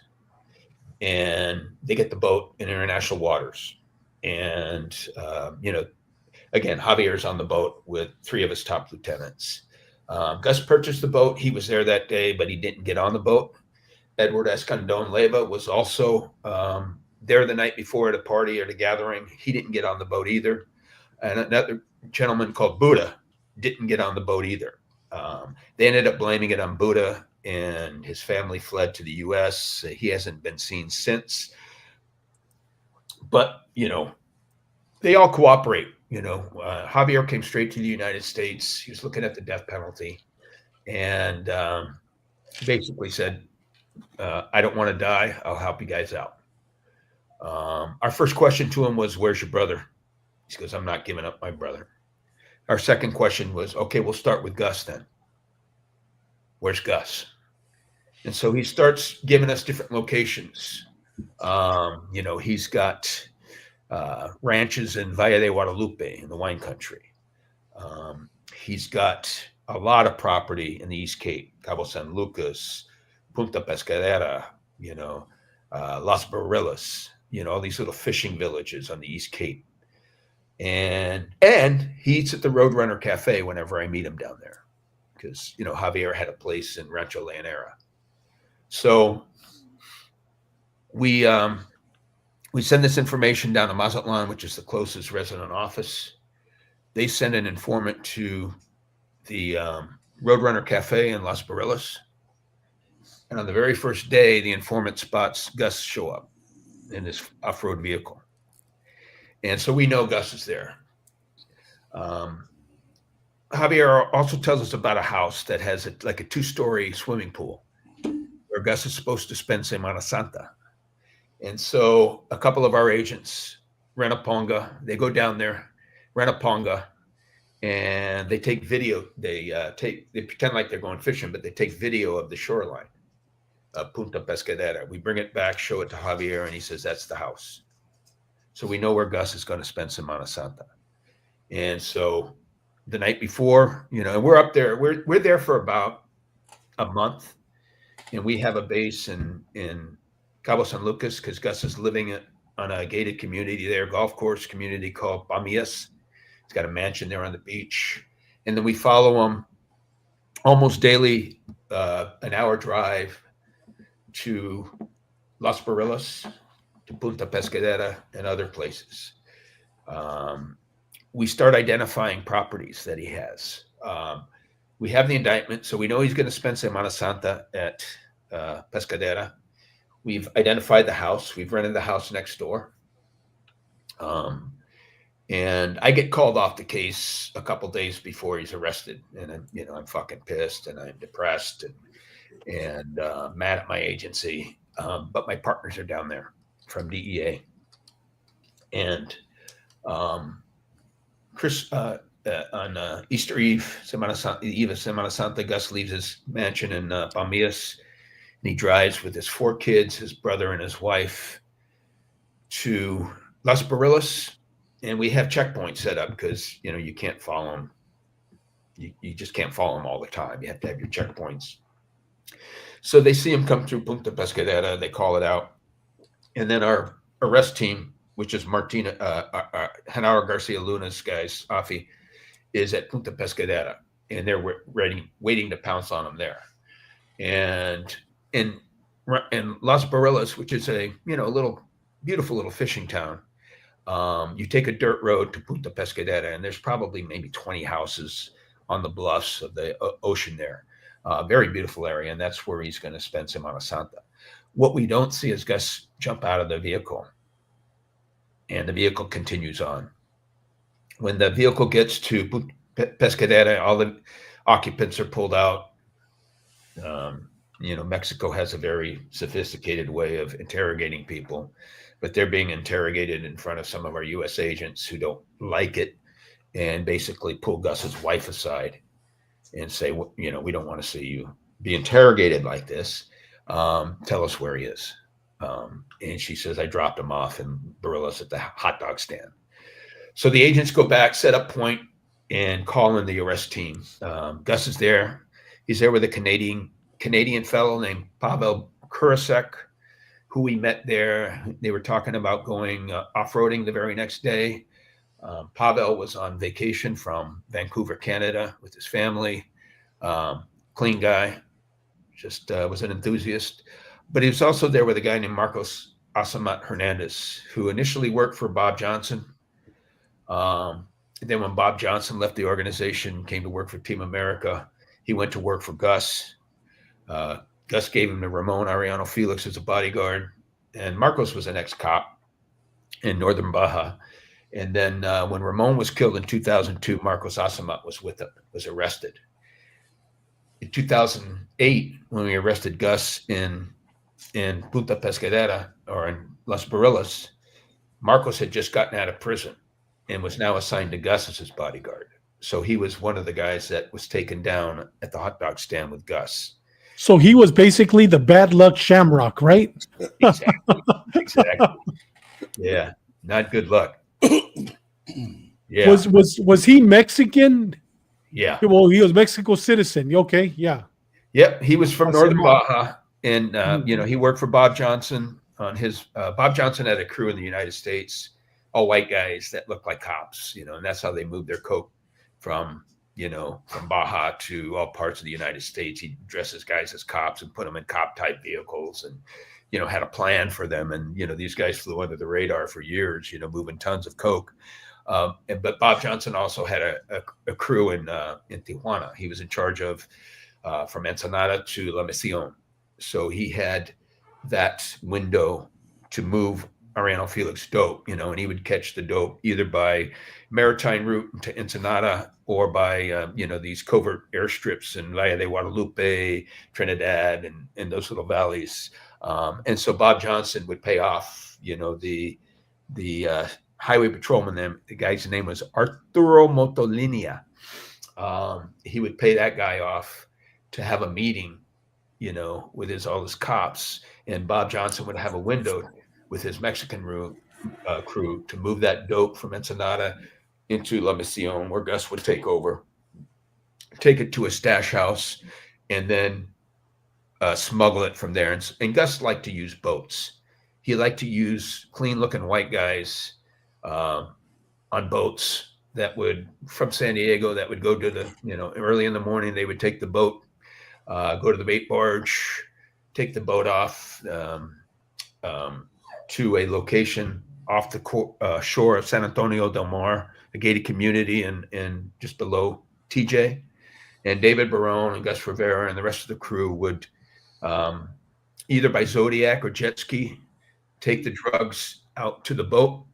The white guy fisherman would go fishing in the Coronado Islands, and then he would go north into San Diego, but like to the La Jolla kelp beds. And then he would come in at the end of the day with all the other fishing boats. So not to be conspicuous. So they had a really good method of moving dope. And if you didn't have an informant that was sticking your nose in it, you would never get it.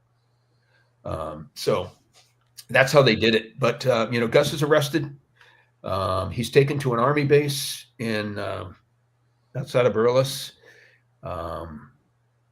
My partners put him on the phone with me because I couldn't be there. They knew I was feeling bad. Maybe I had talked to Gus once in my life, over the phone and in person. And you had talked to him, Steve, when he was in the United States before going back to Mexico before? I talked to him once when he was arrested. We went down to the jail to talk to him before his arraignment. Jack Robertson and I. Oh, here in the United States. Yeah, 1994, yeah. October 1994. I remember it was my birthday. We just seized his boat. It's called the War Wagon out of Shelter Island Marina there. We went down before arraignment to see if he would talk to us. And he was very cordial. He was talking to us. And then a young lady who was his attorney came into the room and said, "Are you Gustavo Rivera Martinez?" He goes, "Yes, I am." And he goes, "Well," she goes, "Who are these gentlemen?" She goes, "I've never seen him before in my life." And that was that. That was our attempt to get him to help out, that time. So, so here he is arrested with all the gentlemen. 2008, yes. And he's arrested with poor Pavel. Pavel was arrested. He was thrown in jail for 3 years, attempted suicide 2 or 3 times. Just couldn't believe it, and I've seen this happen with other U.S. citizens that are collateral damage. At the time you were in Mexico, you're guilty to proven innocent. Yeah. So, I mean, sovereign nation, our guys are there watching this happen. They figure that Pavel is just a fucking contact, a drug contact in Canada, And maybe he was, but I don't think so, because I ended up finding him through LinkedIn and talking to him, and he's very nice. He invited me up there to go fishing. But I also researched him, and I saw that he went through a very bad time after his arrest, and finally reunited with his family. But just because of a guy like Gus, just because you're with a guy like that, you take everybody down with you, that's why drugs are fucking bullshit. Your family goes down with you. Everybody goes down with you. People get killed, you affect so many people's lives so negatively, but I want to mention though, that when he was finally extradited near Christmas of 2019, he came on the same plane with Mayito Gordo, Mayo Zambada's son. And I went to the courtroom because I knew he was coming. I was tipped off. The U.S. Attorney's Office doesn't tell me shit. I'm kind of a thorn in their side to them because I always call them out because they never indict anybody. Everybody gets work furlough for being a mass murderer, basically. Hey, Steve, before we go there, so he gets arrested, and then how many years does he do in a Mexican prison before he gets extradited? Because I got the picture here with Mayito. 11 and a half years. And he did them in Almoloya, or did he do them in Puente Grande? Do you remember? Almoloya. So he was in a maximum security prison during that time. Yeah. Now, he claimed dual citizenship. We thought we were going to get him right away. Because he was first a U.S. citizen. He was born in the United States. English is his first language. All his family was from here. He just fugitated, He took the easy way out and went south. So, but we didn't get him. We took him to an army base. He went down to Mexico. He pulled some shit out of his ass, stayed down there for 11 years, and was finally extradited late 2019. And it was a great day. I remember going to court. Dave Herod was there. Some of the FBI agents was there. U.S. Marshal was there that worked the case. Was Jack Robertson, was he already retired at the time? Yeah. Jack had long been retired. Jack had gone on to do, superhero things. He took down Lance Armstrong when he retired from DEA and went to the World Anti-Doping Agency. That's what I love about Jack. Jack was a great agent who made everybody else look good. Yes. Great leader. And when he left DEA, he left having a case where he had 12 of Lance Armstrong's cycling team testify criminally against him in federal grand jury. But our Central District of California, LA, U.S. Attorney's Office dropped the case right before Jack retired. And Jack was pissed. But Jack's brother is Neil Everett from ESPN. Mm-hmm. And at Jack's retirement, we're all roasting Jack. There's not much bad to say about Jack. He was a freaking saint. But Neil gets up there last. And he goes, Jack, we're for ESPN. I have a relationship with Lance Armstrong. I know you had a criminal case against him, which was pissed away by Central District of California. Lance wanted me to give you this. It's one of his yellow jerseys from the Tour de France. And on it, he's autographed it for you with a little message. And it says, Jack, good luck in your retirement. Catch me if you can, Lance Armstrong. That is awesome, man. That is hilarious. What Lance didn't know was Jack's next job, his retirement job, was chief investigator for the World Anti-Doping Organization. Uh-huh. So Jack, in conjunction with the U.S. Anti-Doping Organization, ended up administratively having Lance stripped of all his medals. And he caught him. Yep.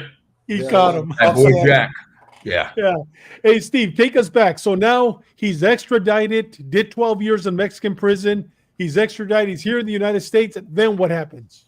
You go and you visit him, right? Yeah, I go to the courtroom that day. It was surreal.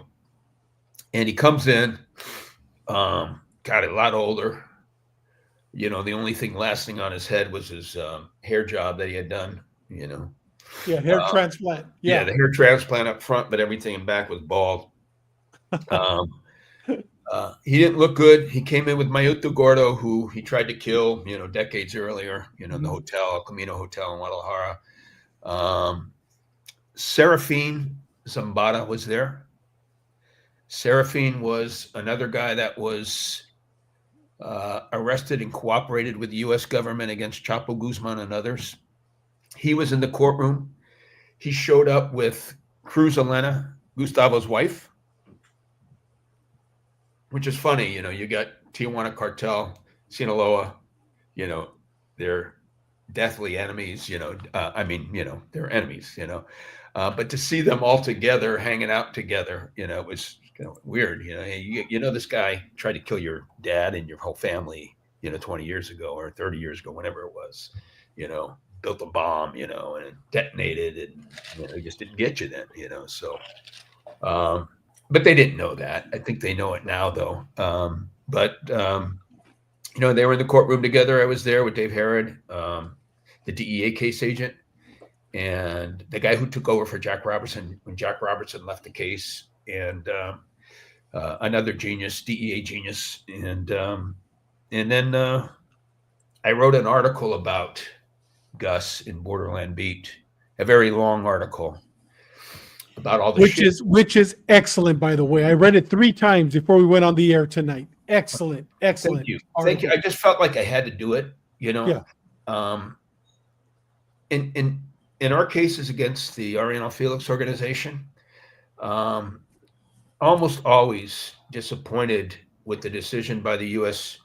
Attorney's Office and our leaders in the government agencies to go along with one of these really weak pleas that they get.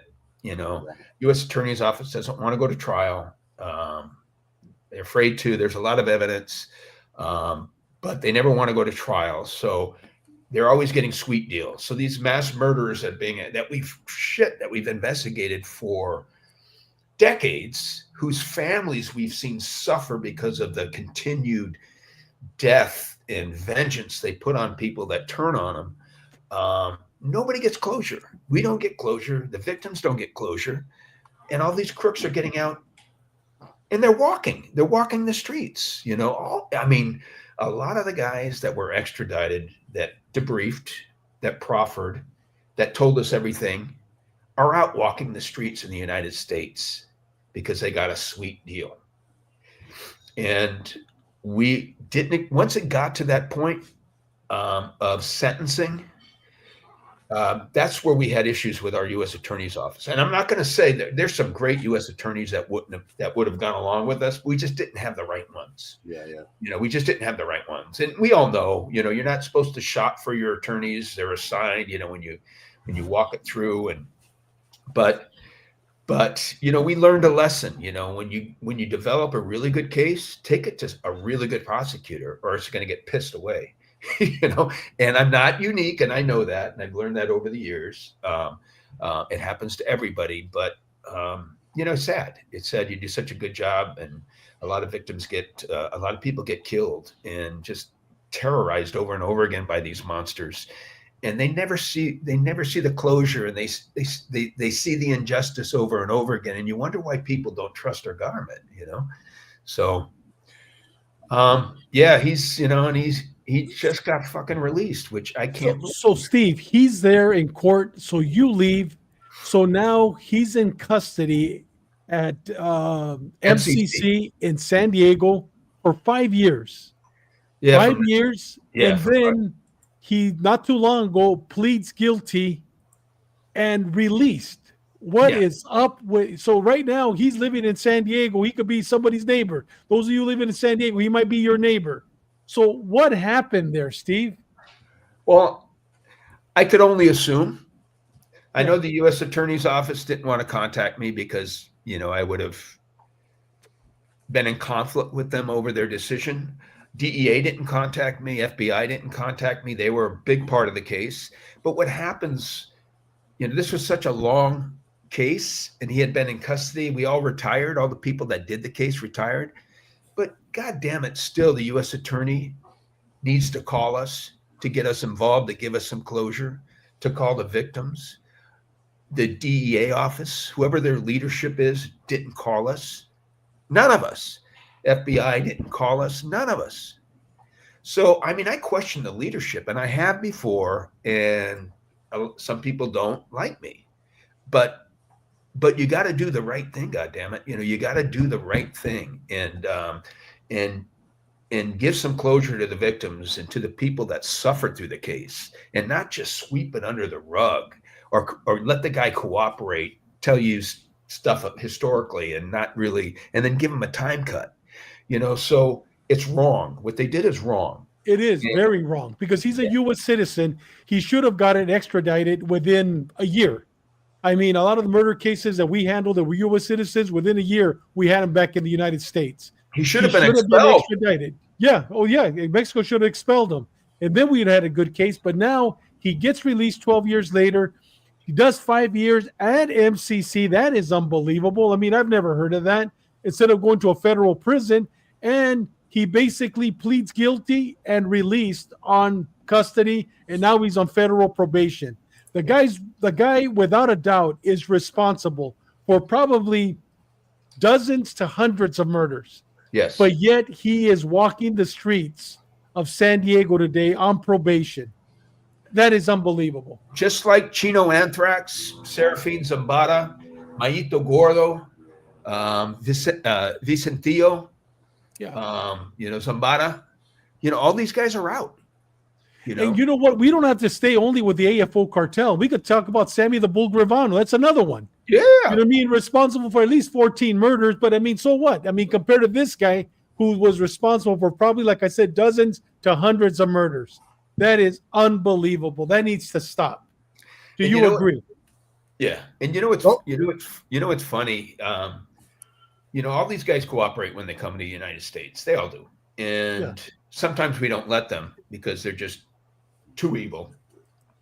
But if they have something to offer, we usually listen.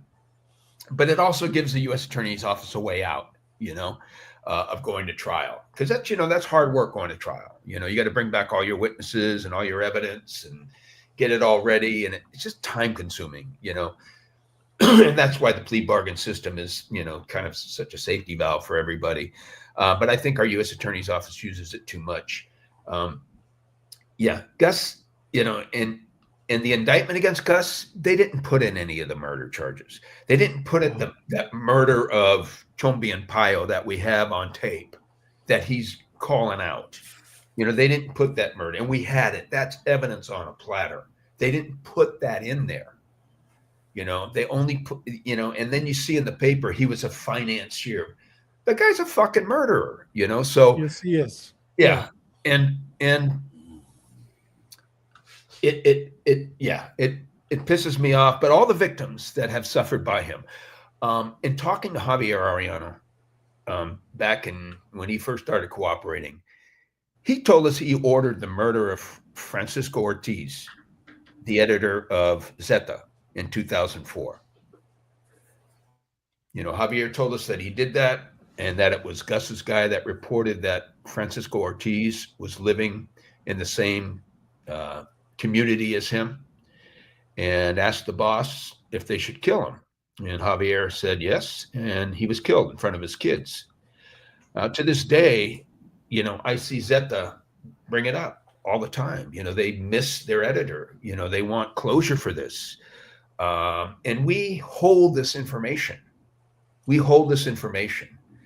And the information that Javier gave us was really good, because a lot of people went down, and saved his own ass, and he'll be getting out here soon, So, it's not fair. It's not just, but it's the reality, and, it really hurts when you work the case. You put all those hours in, with all the other obstacles they throw at you, and the guy's walking the streets of San Diego right now. And I don't know where his head's at right now, Dave. People grow up. Gustavo always had the ability to go the right way. He just chose not, Hey, Steve, let me ask you a question. I know, Bobby, you want to jump in, but let me just ask this question. A lot of these guys, like Tigrillo, a lot of the guys that you've mentioned today that became government witnesses, like Gus, I'm sure he owned a lot of properties throughout Mexico, a lot of properties in the United States. So now he gets released. All these properties, I'm sure he didn't sell them. I'm sure the government in Mexico or in the United States didn't confiscate them. So, and I'm sure he had millions of dollars stashed away.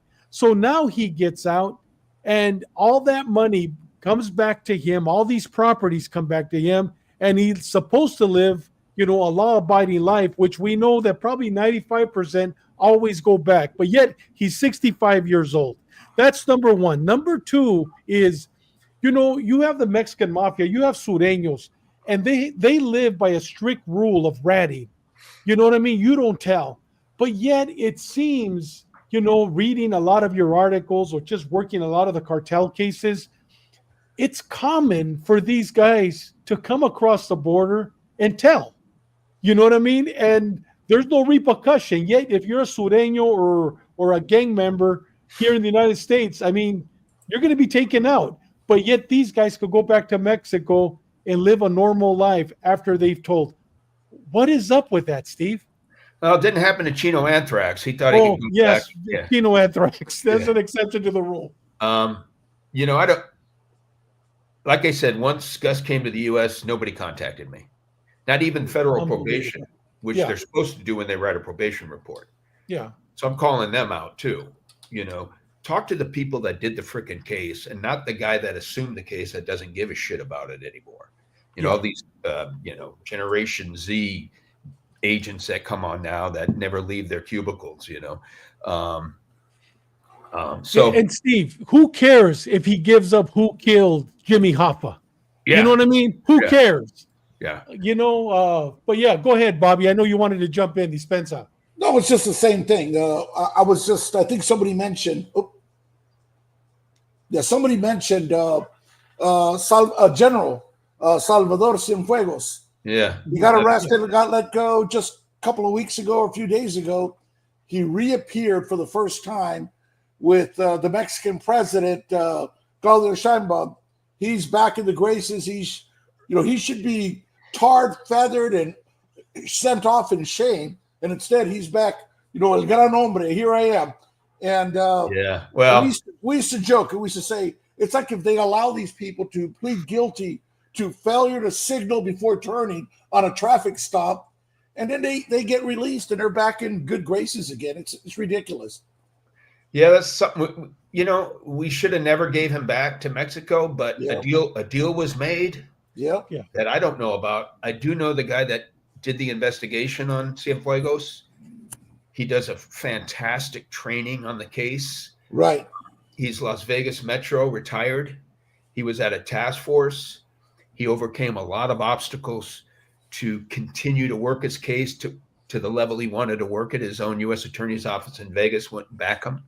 So he was actually backed by the Eastern District of New York. So here's a Las Vegas guy that was doing his wiretaps in Arizona that was working the case out of New York because his own agency wouldn't support him. So like you mentioned earlier, you have to navigate, and Tim Beck did.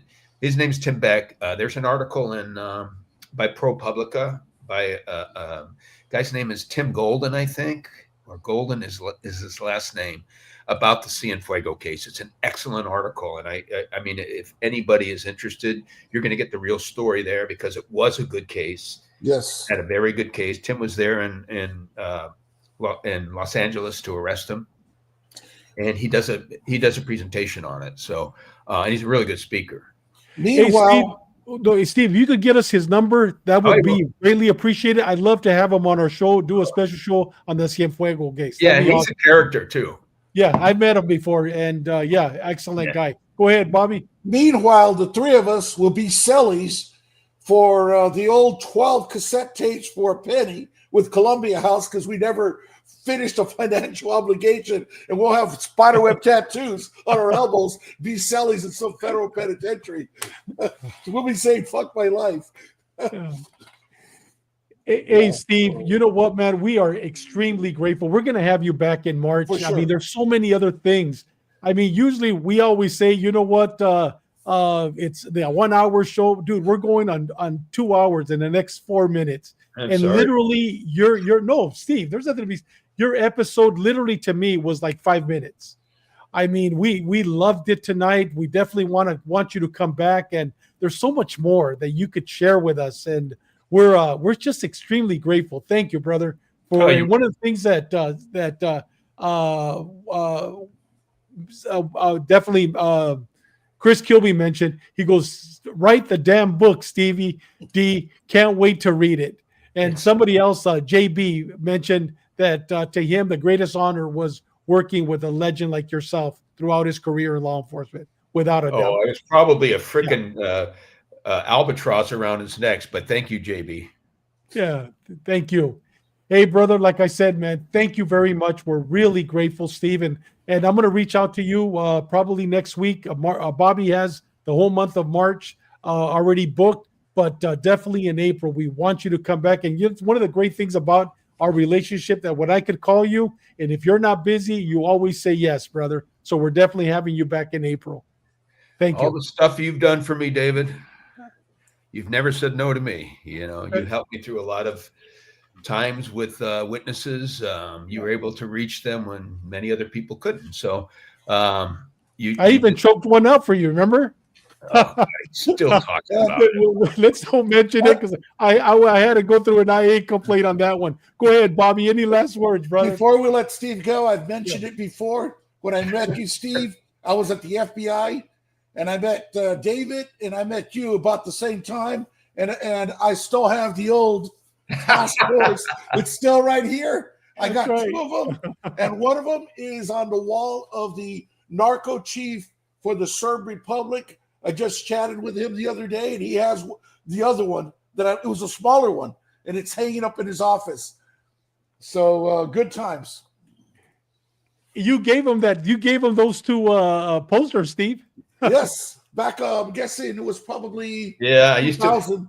They were so bulky. I used to take them on my speaking gigs. Yes, get on the plane. Oh, they were so bulky, but they were good giveaways, though. Yes. Oh yeah. There it is.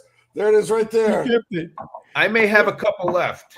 Yeah. And one of them was smaller than this, but I kept the larger one, and there was another one that was that I gave to the chief, the narco chief of the Serb Republic in Bosnia.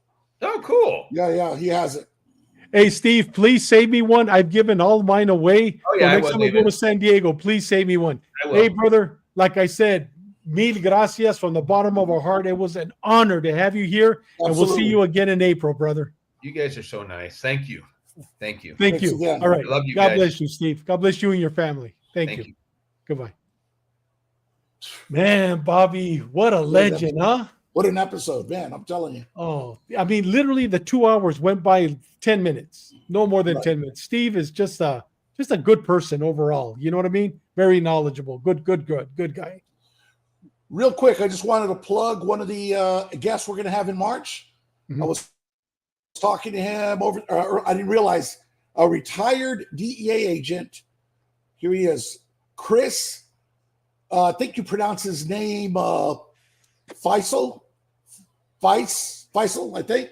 Mm-hmm. He is depicted in the Netflix Narcos where they're going after the Cali Cartel. I think he gets in season 3 and 4, or season 3. I think he's in season 3, which is 10 episodes, and it's him and his partner are the ones that, along with Peña in the series, took down the Cali Cartel. And he'll be coming on in March. He has a book that will be coming out in June, and the book is called After Escobar: Taking Down the Notorious Cali Godfathers and the Biggest Drug Cartel in History. A lot of people think of Pablo Escobar, that was a big cartel.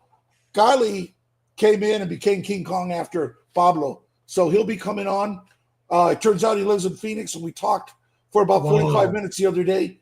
And thanks to our friend Leo Silva, Leo hooked me up with his number. So he'll be coming on in March. Hey, talking about legends, next week we have nice. The gray line, the story behind the blue line. Next week we have DEA SAC Mike Vigil. He's going to be part 2 of his interview.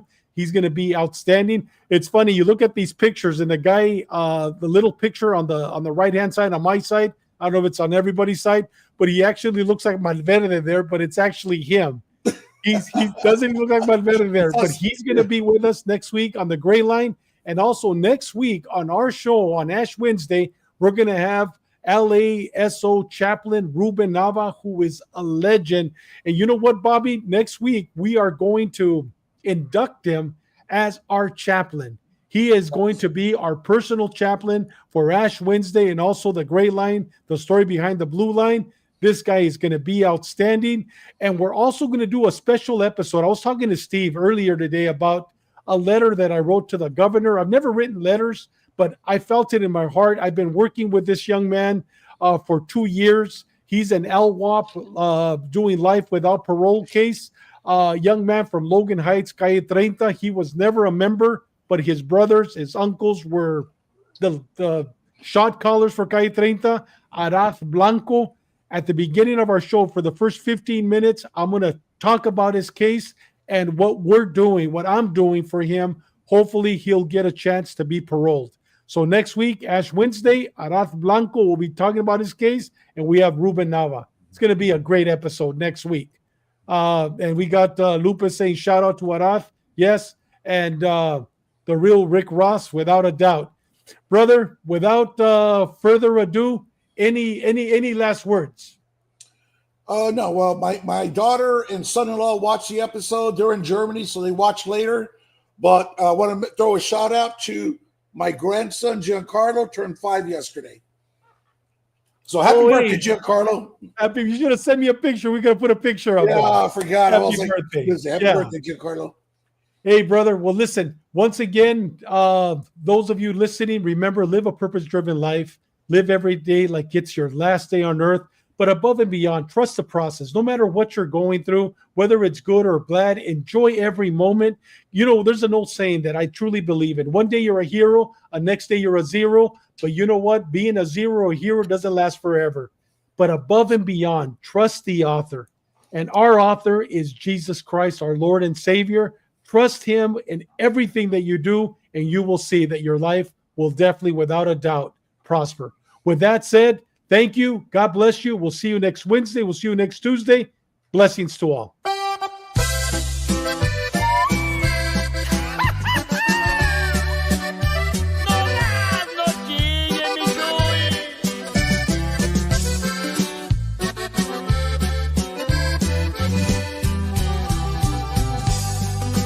A mi modo he vivido la vida, para vivirla no hay método escrito.